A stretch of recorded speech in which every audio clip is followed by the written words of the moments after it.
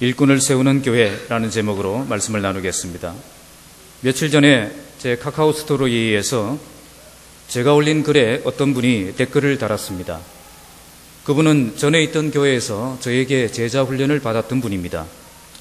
그 교회는 청년에서 장년으로 넘어가는 과정 속에 있는 이 30대 중반의 그 사람들이 이렇게 방치되고 있던 그런 교회였습니다.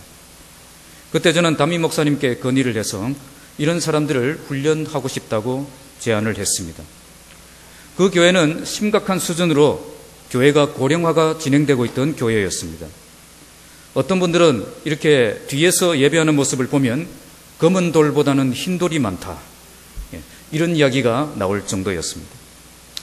담임 목사님은 젊은 사람들을 훈련시키는 일은 중요하긴 하지만 잘 안 될 것이라고 고개를 저으셨습니다. 그러면서 한번 해보기는 해보라고 허락을 해주셨습니다. 그래서 주보에 광고를 내고 훈련생들을 모집하기 시작했습니다. 하지만 3명만 신청이 들어오고 더 이상 진전이 없는 것입니다. 우리 교회는 이렇게 해서 안 되는 것인가? 그렇게 기도할 수밖에 없었고 기도하면서 그 3명에게 전달했습니다. 3명으로는 제자훈련 시작할 수가 없습니다. 12명이 안 보이면 제자훈련 시작하지 않습니다. 그렇게 했습니다. 그렇게 했더니 그 말을 들은 3명이 온 교회를 샅샅이 뒤져서 12명을 모아냈습니다. 그렇게 해서 30대 중반에서 40대 초반까지 사람들이 모였습니다. 그 중에 50대 한 분과 60대 한 분도 포함되어서 꼭 훈련받고 싶다고 해서 들어오셨습니다. 이렇게 해서 제자훈련 31주 과정이 시작되었습니다.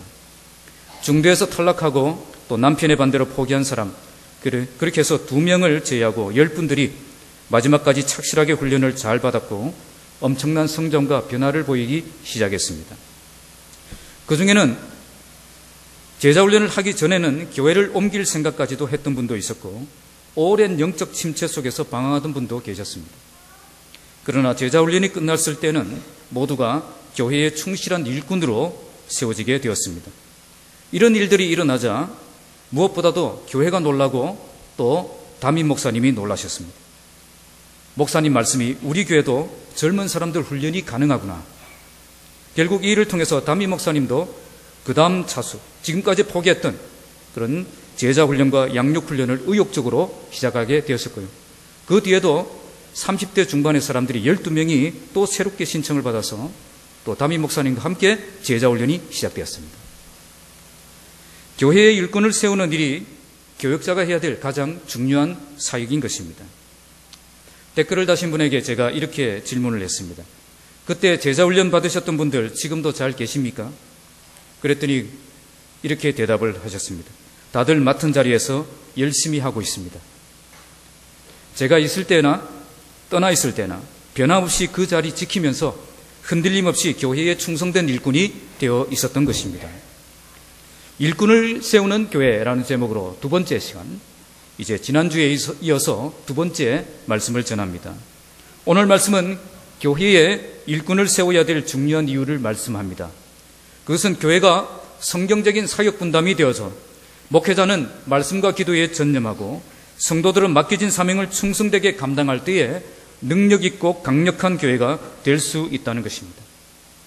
지난주에 살펴본 1절에서 3절까지의 말씀은 사도들이 본연의 그 사역을 제쳐놓고 엉뚱한 일에 매달려 있는 것이 마땅하지 않다라고 말씀했고, 또 교회의 일꾼을 세울 때 반드시 헬라파 유대인들 중에서 세워야 했고 또 성령과 지혜가 충만한 사람이어야 했고 교회에서 칭찬받는 검증된 일꾼이어야 된다고 제시를 했습니다.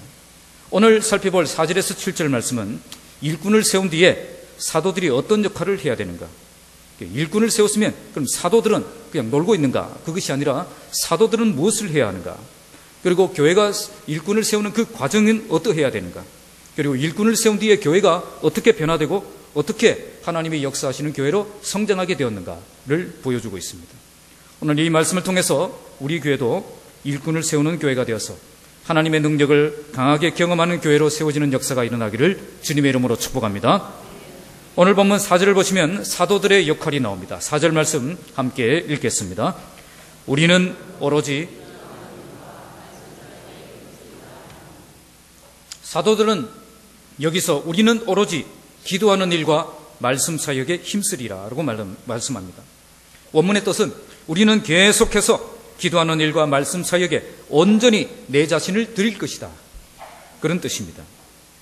사도들의 중요한 임무는 기도하는 일과 말씀 사역에 온전히 자신을 드리는 것에 있음을 잘 보여줍니다. 온전히 내 자신을 드린다는 이 말씀의 뜻은 여기에 내 목숨을 건다는 뜻입니다. 사도들은 기도하는 일과 말씀 전하는 사역에 목숨을 걸어야 했다는 겁니다. 그런데 교회가 커지고 여러 사역들이 생기기 시작하니까 이 본연의 사역에 온전히 자신을 드릴 수 없었던 것입니다. 그래서 그런 일을 이제 다른 사람들에게 맡겨야 될 때가 온 것입니다. 아마 처음에는 사도들도 이런 일들이 매우 중요했기 때문에 이것이 자기가 해야 될 일이라고 생각을 했을 것입니다. 그래서 최선을 다해 그 일을 섬겼습니다. 그런데 자기들이 해야 가장 공평하게 일을 잘할 수 있을 것 같았는데 하다 보니 실수가 생기고 착오가 생기기 시작한 것입니다. 일이 너무 커졌기 때문입니다. 그래서 사도들은 말씀을 준비하며 기도하는 시간을 내며 이런 사역들까지 다 감당하기에 역부족이 된 그런 상황이 된 것입니다. 그러면 어떻게 해야 되겠습니까? 다 붙잡고 있다간 다 망하게 될 것이 뻔합니다. 그러면 어떻게 해야 되겠습니까? 다시 처음으로 돌아가면 되는 것입니다. 다시 본질로 돌아가면 되는 것입니다. 교회는 이런 것을 부끄러워해서는 안 됩니다. 처음으로 다시 돌아가서 새롭게 시작하는 것을 부끄러워해서는 안 된다는 겁니다. 교회의 부흥은 이처럼 처음으로 돌아가고 본질로 돌아가고 초심으로 돌아갈 때 다시 시작되는 것입니다. 우리의 실수를 인정하고 우리의 잘못을 수정하고 바른 길로 들어가면 하나님의 은혜가 시작되는 것입니다. 오늘 교회들이 왜 이렇게 허약해졌습니까? 본질을 놓쳤기 때문입니다. 초심을 잃어버렸기 때문입니다. 목사님들이 다른 사역들로 바빠서 정작 해야 될 기도 생활이 무너지고 말씀 사역이 약해졌기 때문입니다. 그래서 교회에 문제가 생기기 시작하고 교회에 시험이 들어오기 시작하는 것입니다. 그러면 어떻게 해야 되겠습니까? 목사님들이 본인의 사역을 잘 감당하도록 교회를 새롭게 재정비해야 될 필요가 있는 것입니다.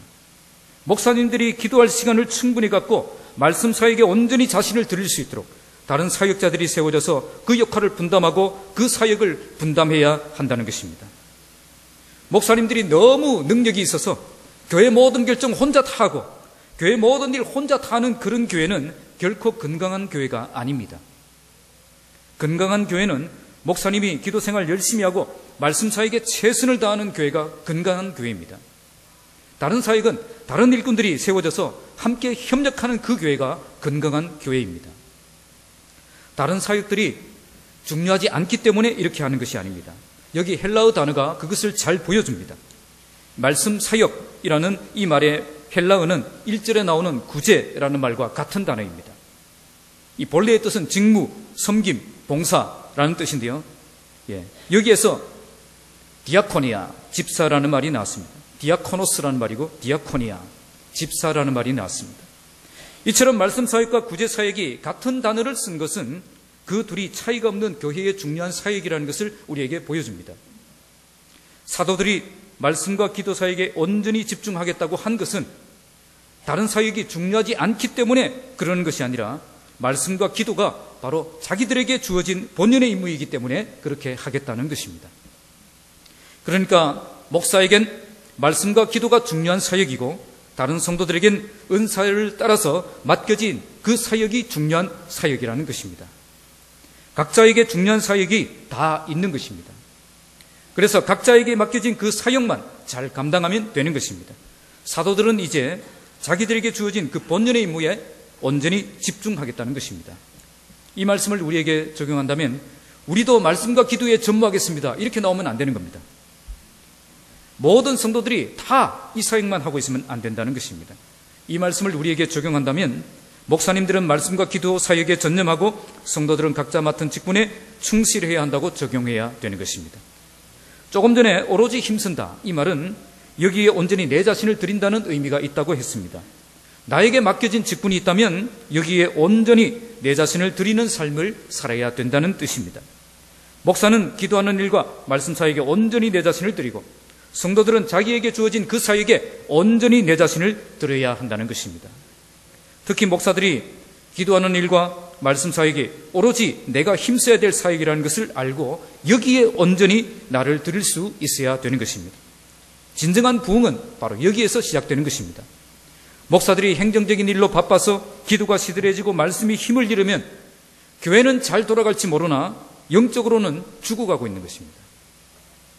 우리 교회도 참된 부흥을 경험하기를 원한다면 목사들에게 기도할 시간, 말씀 연구할 시간을 충분히 드려야 됩니다. 바로 이것이 사도행전적 방법이었습니다. 사도들에게 모든 일을 다 맡기고 일반 성도들은 편하게 앉아있는 그런 교회는 살아있는 교회가 아닙니다. 그런 교회가 잠든 교회이고 그런 교회가 죽어가는 교회입니다. 우리 교회는 사도행전에서 말씀하시는 사역 분담이 철저하게 이루어져서 목사는 말씀과 기도로 충실하게 사역하고 성도들은 맡겨진 사역에 충성되게 섬겨서 교회가 살아있고 깨어있고 능력 있는 교회로 세워지는 역사가 일어나기를 주님의 이름으로 축복합니다. 5절에서 6절 말씀은 일꾼을 세우는 과정이 기록되어 있습니다. 5절 말씀 함께 읽겠습니다. 온 무리가 스데반과 또 빌립과 브로고로와 니가노로와 디몬과 바메나와 유대교회에 입교했던 안디옥 사람 니골라를 택하여, 여기에 온 무리가 이 말을 기뻐했다라고 말씀합니다. 사도들이 오로지 기도하는 일과 말씀 사역에 힘쓰겠다고 했을 때에 모든 성도들이 다 기뻐했다는 겁니다. 그들이 왜 기뻐했을까요? 그만큼 그들도 문제의식을 가지고 있었다는 겁니다. 사도들의 기도 생활과 말씀 사역에 문제가 생기고 있다는 것을 그들도 본 것입니다. 그래서 지금까지 사도들이 했던 그 사역들이 자기들에게 넘어오는 그 부담은 있었지만 그래도 교회의 미래를 위해서라면 그것이 가장 좋은 결정이라고 생각했던 것입니다. 사도들이 기도하는 일과 말씀 사역에 오로지 집중할 수 있도록 하는 일을 위해서라면 내가 그 사역을 감당해서라도, 내가 그 사역을 분담해서라도 그 일을 열심히 감당하겠다는 그 마음이 모든 성도들에게 있었다는 겁니다. 우리 교회도 이처럼 교회가 본질적인 모습을 회복하자고 했을 때에 온 무리가 기뻐하는 교회가 되기를 바랍니다.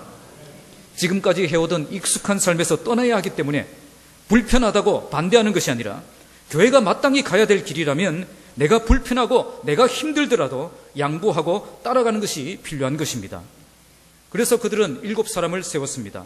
여기에는 믿음과 성령이 충만한 사람이라고 표현하고 있습니다. 조금 전에는 성령과 지혜가 충만한 사람이라고 했는데 사람들은 믿음과 성령이 충만한 사람을 추천했습니다.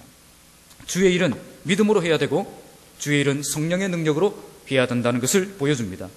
성령에 대한 부분은 지난 시간에 제가 말씀을 드렸기 때문에 생략하겠습니다. 주의 일을 믿음으로 한다는 이 말은 어떤 의미를 가지고 있겠습니까? 나의 인간적인 계산으로 하지 않는다는 것입니다. 인간적인 생각으로 일을 하지 않는다는 것입니다. 주께서 어떻게 일을 해주실 것인가, 그것을 믿고 그 일을 감당하는 일꾼이 되는 것입니다. 교회는 믿음으로 사역해야 됩니다. 자꾸 인간의 머리로 계산하고 따지면 하나님의 능력이 나타나지 않습니다. 아니, 하나님의 능력과 역사가 필요 없는 사역을 하고 있는 것입니다. 우리 힘으로 충분히 할 수 있는 그 일만 계획을 세우니 무슨 하나님의 도우심과 무슨 하나님의 역사가 필요하겠습니까? 그래서 믿음으로 일하지 않는 사람은 기도가 필요하지 않는 사람입니다. 자기 힘으로 충분히 할 수 있는데 왜 기도하겠습니까? 그러나 믿음으로 일하는 사람은 기도할 수밖에 없습니다. 반드시 하나님이 역사해 주셔야 되기 때문에 기도하지 않을 수가 없는 겁니다. 그래서 믿음으로 일하는 사람은 기도하는 사람입니다. 기도하지 않는 사람은 믿음으로 일하지 않는 사람입니다. 교회의 중요한 직분을 맡았으면서도 기도하지 않는 사람은 내 힘으로 일하겠다는 사람입니다. 이런 사람은 내 힘으로 할 수 있는 일만 할 수 있는 일꾼입니다. 내 힘으로 할 수 없는 일을 만나면 그냥 물러나고 포기하고 좌절할 수밖에 없는 그런 일꾼입니다. 그러나 믿음으로 일하는 사람은 내 힘으로 할 수 없는, 내 힘으로 할 수 있는 일뿐 아니라 하나님만 하실 수 있는 일을 계획하기 때문에 기도하지 않을 수가 없습니다. 또 하나님이 역사해 주시길 간절히 기도하면 하나님께서 역사하시는 것을 경험할 수 있기 때문에 이런 일꾼들을 통해서 놀라운 하나님의 역사가 일어날 수 있는 것입니다. 교회는 하나님만 하실 수 있는 그런 놀라운 일들이 계속 일어나는 그런 곳이 되어야 됩니다.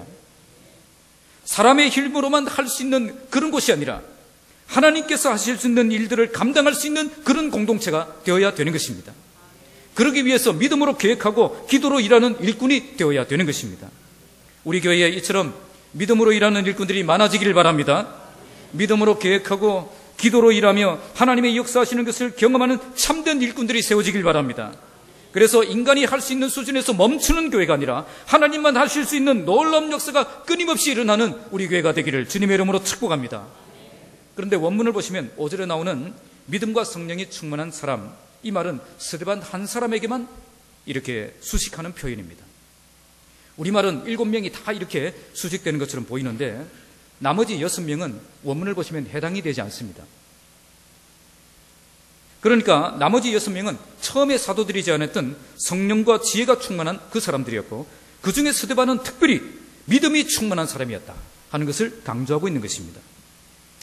여기서 성경 말씀은 7명의 모든 일꾼들이 다 뛰어난 사람들이지만 그 중에 스데반은 영적으로 가장 뛰어난 사람이었다는 것을 부각시키고 있는 것입니다.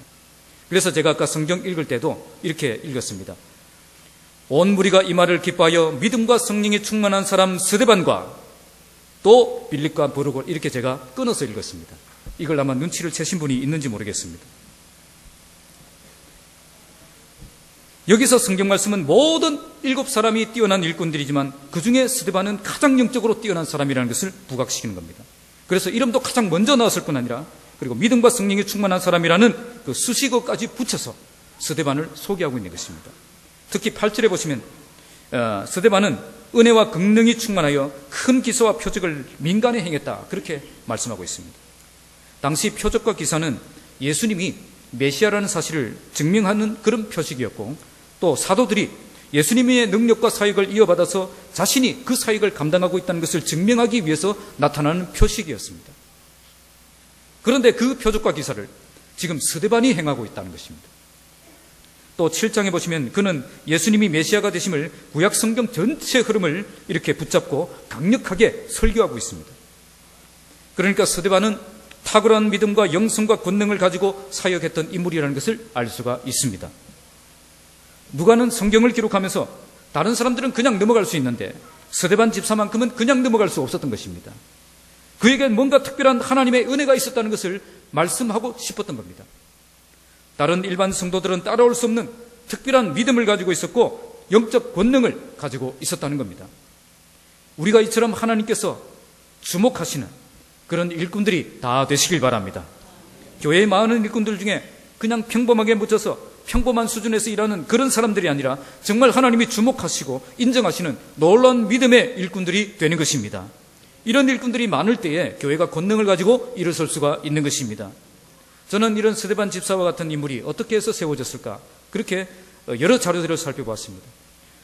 이제 와서 밝히는 거지만 저는 설교 한 편 준비하는데 주석과 강의집을 30권 이상을 살펴봅니다. 그런데 제가 가진 주석 어디에도 이런 내용은 나오지 않았습니다. 그래서 저는 이런 결론을 내렸습니다. 이것은 하나님의 은혜이다. 우리 교회에 하나님이 은혜를 주시면 스데반과 같은 일꾼들이 많이 세워질 수 있다는 것입니다. 그러나 하나님의 은혜만 바라고 우리는 아무것도 하지 않고 기다리고만 있어서는 안 될 것입니다.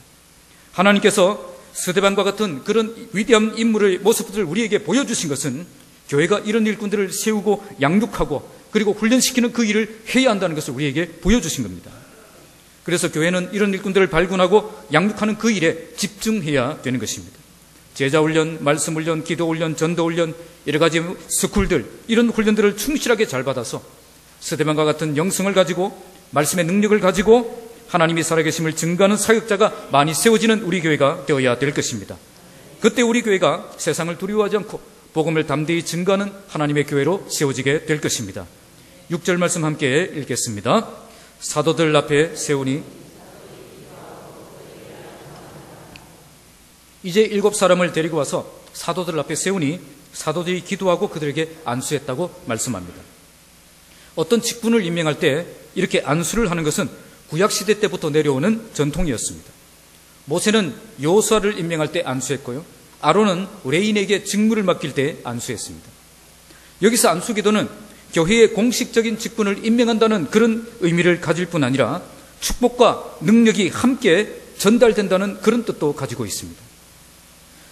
목사가 안수할 때 그냥 단순히 직분만 임명하는 것이 아니라 목사의 손을 통해서 하나님의 은혜와 축복과 능력이 함께 흘러간다는 것입니다.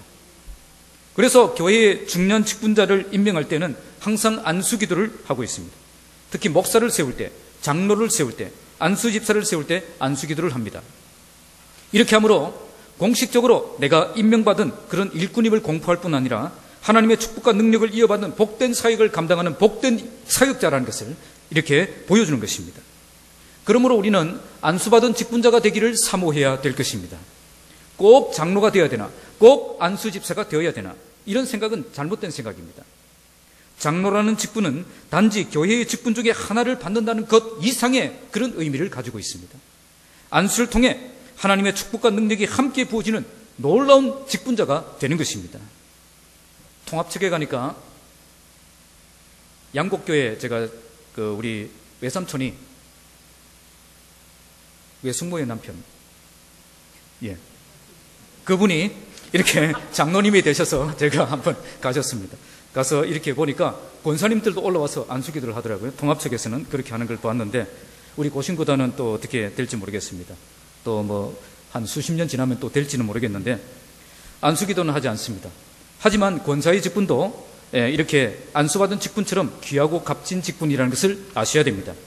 권사의 직분을 잘 감당하는 자는 하나님의 은혜와 축복을 반드시 경험하게 해주실 것이기 때문입니다. 오늘 우리 교회도 공동회를 통해서 오늘 본문에서 보여진 과정을 그대로 추진하는 그런 식으로 나아갈 것입니다. 초대교회가 7사람을 선택해서 세운 것처럼 오늘 우리 교회도 장로 2명, 안수집사 5명, 권사 8명 이렇게 선택해서 세울 것입니다. 그리고 약 6개월 정도 기도로 준비하고 재직 훈련을 받은 뒤에 이렇게 안수받고 직분자로 세워지게 될 것입니다. 그런 의미에서 오늘 공동회는 굉장히 중요한 시간입니다. 어떤 일꾼을 세우느냐에 따라서 교회의 미래가 결정되기 때문입니다. 그래서 오늘 말씀처럼 가장 적절한 일꾼, 성령과 지혜가 충만한 일꾼, 교회로부터 검증되고 칭찬받는 일꾼, 또 스데반처럼 주의 일을 믿음으로 감당하는 그런 일꾼들을 세워야 되는 것입니다. 오늘 투표하기 전에 다시 한번 기도하며 점검해 보시기 바랍니다. 정말 내가 찍으려고 하는 이 사람이 진정한 관심과 열정이 있는 사람인가? 정말 이 사람이 영적 분별력이 있고 또 직분에 맞는 그 역할, 그 능력을 갖춘 사람인가? 정말 모든 성도들로부터 좋은 평가를 받고 그리고 함께 아름다운 동력을 할 수 있는 사람인가? 그리고 믿음으로 일하며 하나님의 역사를 경험하는 삶을 살고 있는 사람인가?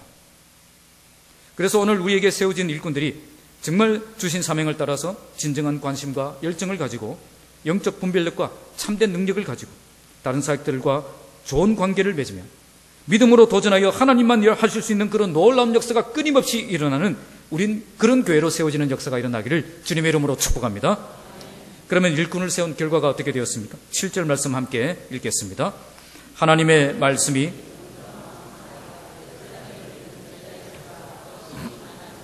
허다한 제사장의 무리도 이도에 복종하니라. 이런 사역 분배의 결과로 어떤 일들이 교회를 통해서 일어나고 있는지를 말씀합니다. 먼저 하나님의 말씀이 어떻게 되었다고요? 점점 왕성하여졌다. 그렇게 말씀합니다. 이 왕성해진다는 말은 이 씨앗이 이렇게 자라거나 아이가 이렇게 왕성하게 성장하는 것을 나타내는 표현입니다. 말씀이 생명력이 있어서 성장을 거듭하는 그런 모습을 이렇게 표현하고 있는 것입니다. 말씀의 생명력이 나타나고 말씀의 능력이 나타나고 말씀의 은혜가 교회 안에 계속 넘치게 되었다는 것입니다. 왜 이렇게 되었습니까? 사도들이 말씀 전하는 일과 기도하는 일에 전념할 수 있도록 집사들이 세워져서 열심히 자기가 맡은 역할들을 충실하게 감당해 주었기 때문입니다. 이렇게 사역 분배가 정확하게 이루어지고 사도들이 말씀 사역과 기도 사역에 집중하니까 말씀의 능력이 나타나기 시작한 것입니다. 그래서 어떻게 되었습니까? 제자의 수가 더 어떻게 되었어요? 더 많아졌습니까? 더 어떻게 많아졌어요? 심히 많아졌다. 그냥 많아지지 않았습니다. 더 심히 많아졌다고 말씀합니다. 교회가 폭발적으로 성장했다는 것입니다. 우리가 생각하기엔 사도들이 나가서 열심히 전도하고 열심히 신방하고 전략적으로 사역을 해야 그렇게 성장할 것 같은데 사도들이 해야 될 그 본연의 사역에 집중하니까 이런 역사가 일어났다는 것입니다. 우리가 건강한 교회를 세우면 교회의 부흥과 성장은 하나님이 선물로 주시는 것입니다. 그리고 허다한 제사장의 무리도 이 도에 복종했다고 말씀합니다. 제사장의 무리라는 이 말은 당시 성전에서 제사를 드리는 그 일에 관련된 그런 직업을 가진 자를 말합니다.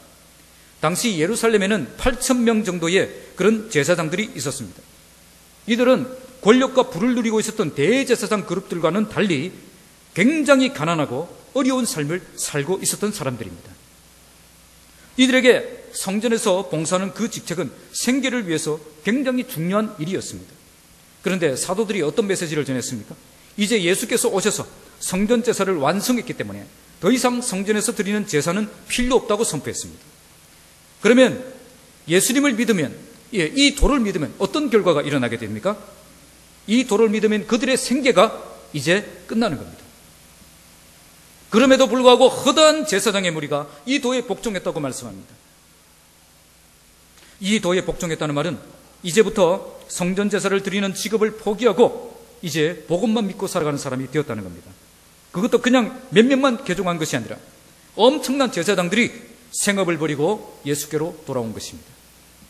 그러니까 이들은 당시 도무지 예수 믿지 않을 것 같은 그런 사람들을 대표하는 사람들이었습니다. 그래서 제사장들이 이 도에 복종했다는 사실을 강조하고 있는 것입니다. 많은 사람들을 이렇게 언급하겠지만 그 사람들 다 제쳐놓고 제사장들을 특별히 언급하는 이유가 바로 거기에 있었다는 겁니다. 도무지 예수 믿지 않을 것 같은 그 사람들이 돌아왔다는 겁니다. 그만큼 하나님의 말씀에 능력이 나타났다는 것입니다. 사도들이 말씀 사역과 기도 사역에 집중하니까 교회가 이처럼 능력 있게 하나님의 복음을 전하는 그런 공동체가 될 수 있었다는 것입니다. 그래서 교회는, 목회자는 말씀 사역과 기도 사역에 집중할 수 있어야 되는 것입니다. 그래야 하나님의 말씀이 점점 왕성해지고 제자의 수가 더 심히 많아지고 도무지 예수 믿지 않을 것 같은 사람들이 무릎 꿇고 예수께로 돌아오는 역사가 일어날 수 있다는 것입니다. 하나님의 말씀에 오직 능력이 있음을 믿는 여러분 되시기 바랍니다. 이렇게 목회자가 말씀 사역과 기도 사역에 집중할 수 있도록 성도들은 무엇을 해야 되겠습니까? 바로 오늘 본문에서 나오는 7 집사들처럼 성령과 지혜와 믿음이 충만한 일꾼으로 훈련되어져서 교회에 필요한 사역들을 분배해서 각자 맡은 사역들을 제대로 감당하는 그런 충실한 일꾼들이 되어야 되는 것입니다. 교회는 목사 혼자만의 충성만으로 절대 성장하지 않습니다. 물론 목사가 앞서서 본을 보이고 따라오도록 하는 그런 리더의 역할을 해야 됩니다. 그러나 모든 성도들이 함께 깨어나서 함께 동력하지 않으면 그 교회는 절대 성장할 수 없다는 것입니다. 목회자 혼자 할 수 있는 그 크기만큼 성장하고 거기에서 멈출 것입니다. 그래서 우리 교회는 오늘 본문처럼 목회자와 평신도와의 사역 분배가 성경적으로 잘 이루어졌어. 목회자는 말씀 사역과 기도 사역에 전무하고 성도들은 목회자에게 잘 훈련받아서 은사를 개발하고 교회에 필요한 사역들을 감당하는 그런 교회가 되기를 바랍니다. 그래서 하나님의 말씀이 점점 왕성하여지고 제자의 수가 더 심히 많아지고 완악한 심령들이 돌아오는 역사가 끊임없이 일어나는 복된 교회가 되기를 주님의 이름으로 축복합니다. 말씀을 맺겠습니다. 오늘 본문에서 마귀는 초대교회가 교회답지 못한 교회로 만들기 위해서 교묘한 방법으로 도전했습니다. 그것은 사도들을 공격해서 본연의 사명인 이 말씀과 기도에는 소홀하게 만들고 다른 일로 바쁘고 분주하게 만드는 공격이었습니다. 그래서 말씀의 은혜가 사라지고 기도의 능력이 줄어들자 교회가 힘을 잃고 무너지게 만드는 것, 그것이 바로 마귀의 전략이었다는 것입니다. 지금은 이런 공격이 없을까요? 지금은 이 공격이 안 먹힌다 생각하고 마귀가 공격하지 않을까요? 그렇지 않습니다. 지금도 마귀는 목회자로 하여금 말씀 사역, 기도 사역에 집중할 수 없도록 다른 사역으로 분주하게 만드는 그 마귀의 도전은 여전히 교회를 향해서 침투하고 있습니다.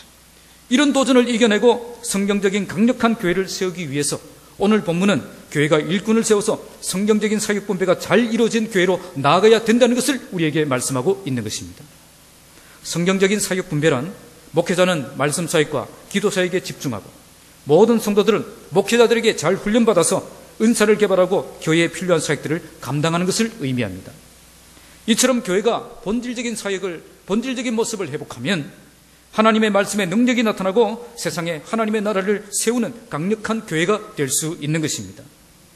오늘 우리는 공동회를 통해서 일꾼을 세우는 시간을 갖게 될 것입니다. 왜 우리가 일꾼을 세워야 됩니까? 목회자가 본인의 임무에 온전히 집중할 수 있도록 성도들이 잘 준비되어 교회에 필요한 사역들을 감당하여 말씀의 능력이 나타나고 교회가 성장하고 불신 세력을 정복하는 교회로 나아가기 위해서 일꾼을 세우는 것입니다. 목회자는 말씀 사역과 기도 사역에 집중하고 성도들은 성령과 지혜와 믿음이 충만한 일꾼으로 준비되어서 교회에 필요한 사역들을 분배해서 각자 맡은 사역들을 제대로 감당하는 그런 사역자들이 될 때에 하나님의 말씀이 점점 왕성해지고 제자의 수가 더 심히 많아지고 도무지 예수 믿지 않을 것 같은 사람들이 무릎 꿇고 예수께로 돌아오는 역사가 일어날 수 있다는 것입니다. 그래서 오늘 우리 교회 공동회를 통해서 이런 일꾼들이 세워져서 성경적인 사역 분배가 이루어지고 목회자는 말씀과 기도에 전념하고 성도들은 맡겨진 사명을 충성되게 감당하여 교회가 살아있고 능력 있는 교회로 세워지는 역사가 일어나길 바랍니다. 그러기 위해서 투표를 잘 하셔야 됩니다. 그냥 아는 사람이라고, 그냥 가까운 사람이라고 뽑아주지 마시고 진정한 관심과 열정이 있는 사람, 영적 분별력과 참된 능력을 가진 사람, 다른 사역자들과 좋은 관계를 맺을 수 있는 사람, 믿음으로 도전하여 하나님만 하실 수 있는 놀라운 역사를 계속 경험하는 그런 일꾼을 여러분들이 뽑아주셔야 되는 것입니다. 우리 교회가 그 일에 가장 적합한 일꾼들을 세우고 성령과 지혜가 충만한 일꾼들을 세우고 교회로부터 검증된 일꾼들을 세우고 그래서 믿음으로 그 일을 감당하여 하나님의 능력을 경험하는 일꾼들을 세워서 교회가 살아있고 깨어있고 능력 있는 교회로 세워지는 역사가 끊임없이 일어나는 복된 교회가 되기를 주님의 이름으로 축복합니다. 기도하겠습니다. 하나님 아버지,